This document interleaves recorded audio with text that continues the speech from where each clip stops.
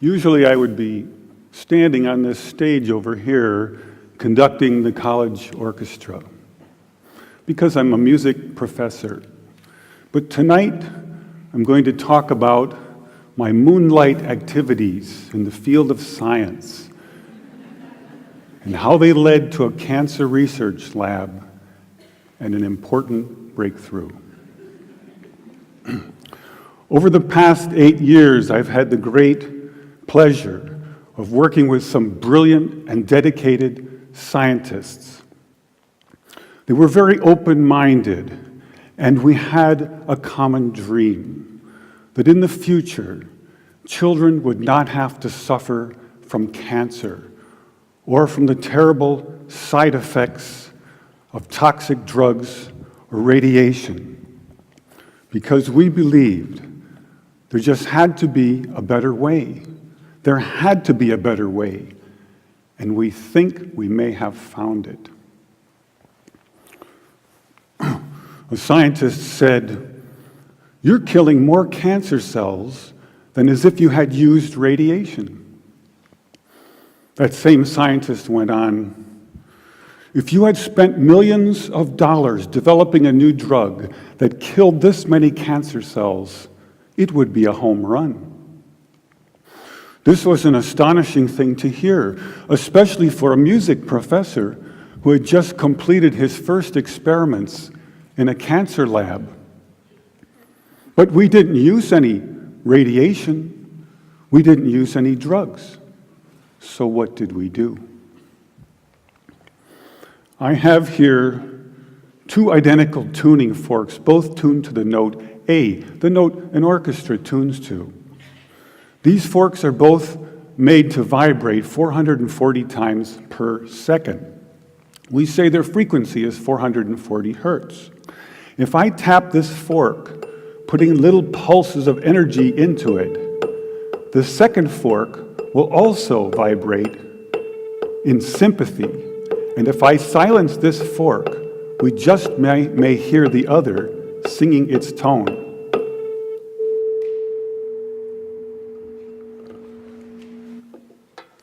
We say that I'm inducing a sympathetic resonant vibration in the second fork. It only works because both forks are tuned to the exact same frequency. Now, many of us have seen this very charming young man on the internet who shatters crystal glasses with his powerful voice. But if you watch him carefully, you'll see that first he taps the glass with his finger and listens. The glass sings its natural resonant pitch. Then he takes a deep breath and sings a loud, long note. He induces a resonant vibration in the crystal glass. The vibration grows larger and larger and larger until the glass is shattered. On the other end of the scale, we have a giant bridge made out of concrete and steel, a suspension bridge, the Tacoma Narrows Bridge. Cars and trucks and buses are going over it every day. And unfortunately, where they built this bridge, there was a steady wind blowing across it. And one day, this wind induces a small vibration in the bridge, hardly noticeable. But the frequency of the vibration matches the resonant frequency of some part of the bridge. And the vibration gets larger and larger and larger until the bridge collapses into the river below. A destructive resonant frequency. So on one end of the scale, we have a giant concrete and steel bridge destroyed by resonance. And on the other, we have a small crystal glass shattered. So maybe we could shatter something even smaller, something really small, something you would need a microscope to see. Maybe we could shatter a living microorganism. But to do that, you'd need some sort of theory to serve as a basis. And we find that basis in a wonderful book called The Rainbow and the Worm, The Physics of Organisms, by a scientist, Mei Wan Ho. And that book makes a very strong case that living organisms and cells are liquid crystals, or in the least, they have many properties of liquid crystals. Now, we're all familiar with liquid crystals because they are in our laptop computer screens. LCD display, liquid crystal display. And we can change the qualities of the liquid crystals in our computer screen by sending special electronic signals to it. We can change the color and the shape on the screen with these signals. So maybe we could change a biological living liquid crystal with a special electronic signal. But in order to do that, we would need some kind of device.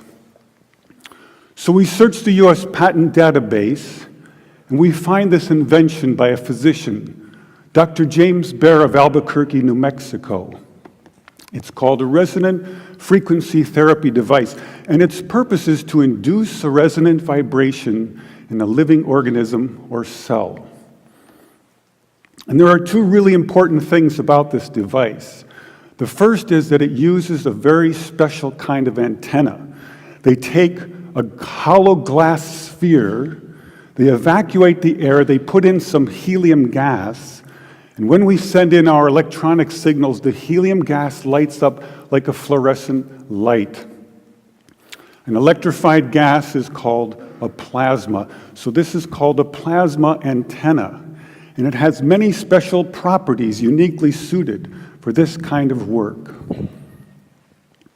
The second important aspect about Dr. Baer's invention is that the output always pulses. It's on, it's off, it's on, it's off. This is very important because when you're doing research on the effects of electromagnetic waves on living organisms and cells, if the signal is constantly on, you are in danger of inducing heat in those cells. And heat causes indiscriminate destruction. And we don't want that. We want targeted destruction. So we don't have to worry about heat. And now we go to the biology laboratory and we take Dr. Baer's device, and the hunt begins through a microscope for a frequency which will shatter a living microorganism. Now we have a method of controlling Dr. Baer's device by an input control frequency. So if I put in, say, 100 hertz, out will come 100 pulses per second. If I put in 200 hertz, we'll get 200 pulses. So now we're searching for the magic frequency. And we start with 100 hertz, and we look through the microscope to see if anything's happening. We watch for 5 minutes. Nothing happens. So we try 101 hertz. We look through the scope for 5 minutes, and nothing happens. So we try 102, 103, and so on. Over the course of 15 months, we try hundreds and hundreds of frequencies, if not thousands, until we find the magic combination. The answer is you have to have two input frequencies, one low, one high, and the higher frequency must be 11 times the lower. It's what we musicians would call the 11th harmonic. And when we add the 11th harmonic, we begin to shatter microorganisms like a crystal glass. These are the first videos taken. We showed these videos to our friends in the biology department. They said they hadn't seen anything quite like it. Seems to be a new phenomenon. These organisms are being shattered by our electronic signals. This is a harmless organism, almost friendly, a little blepharisma. And normally they're very fast swimmers, but when you approach a frequency to which they are vulnerable, they begin to slow down, then they stop, and then they begin to disintegrate within about 3 minutes. So now we know we can destroy a microorganism, and the question comes up, But can you target a specific organism with a specific frequency? So in this next video, you'll see a large organism in the center, a paramecium, undergoing disintegration, and swimming all around it, a tiny different organism, which is unharmed. If we're lucky, we'll also hear the audio as I narrate the experiment live in a noisy lab. Perhaps you can see this sort of fireworks effect happening in the growing blister to the right of the organism. And here comes a little neighbor wondering what's going on, who's testing. And you can see blisters forming now on the lower left quadrant and upper left quadrant.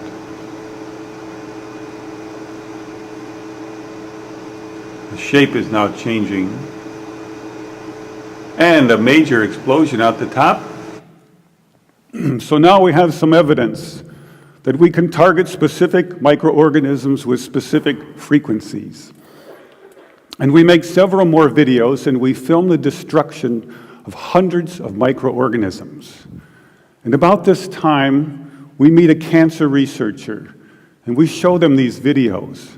And this results in an invitation to spend 4 months in a cancer research lab trying to shatter cancer cells. This is our setup in the lab. You can see the microscope with cancer cells on it. Here's the plasma tube, and here's my little frequency control box. So first we attack pancreatic cancer. Take a good look at this slide, because the next one will look quite different. After we treat these cells, they change their shape and size, and they begin to grow long, rope-like structures out the sides. They look something like antennas. I call them bioantennas for biological antennas. It's as if the cancer cells are trying to tune in to our signal.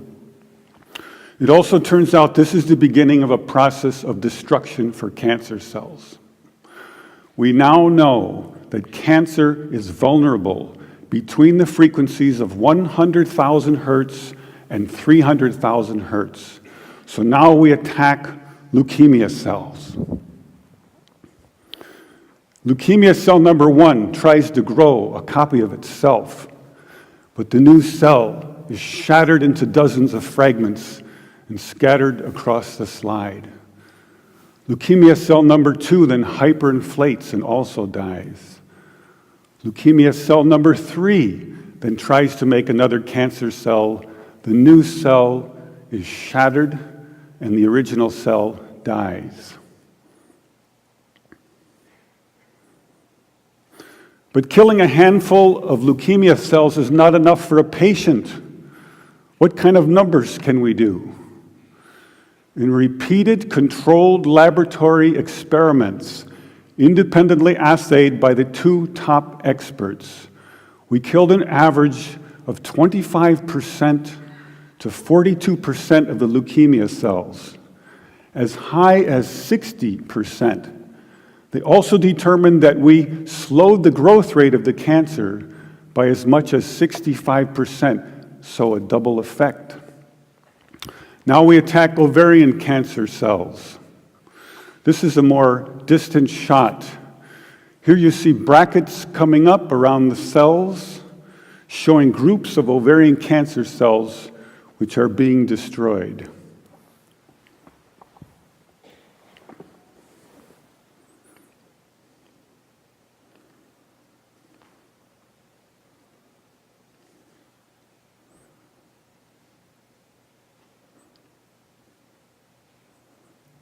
You can see by the end of the video that a great many ovarian cancer cells were destroyed. Now we attack pancreatic cancer once more. In the center of the screen is a clump of pancreatic cancer cells, like a microtumor under the microscope. We turn on our electronic signals, and the tumor shrinks and is broken up. The cells are disconnecting, disaggregating, the opposite of forming a tumor. And some of the cells are destroyed.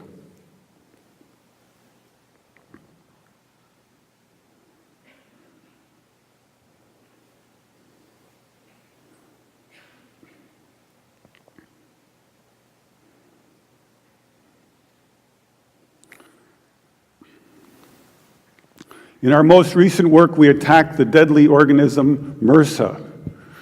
MRSA is particularly dangerous because it's resistant to many common antibiotics. Thousands of people die every year from MRSA. They have drugs for it, but they have very toxic side effects. We found that our electronic signals could actually eliminate antibiotic resistance in MRSA. Then by adding a very small amount of a common antibiotic, we were able to kill MRSA and slow its growth rate. Since I was a 17-year-old high school student with twin interests in both music and science, I never imagined the two would come together in a cancer research lab. I now believe that the future cancer treatment rooms for children will be a very different place. It will be a pleasant place where children gather and make new friends. They probably won't even know they're sick. They'll draw pictures, color in their books, play with their toys, all the while unaware that above them are beautiful blue, pinkish plasma lights emanating healing, pulsing electric fields, shattering their cancer painlessly and non-toxically, one cell at a time. Thank you.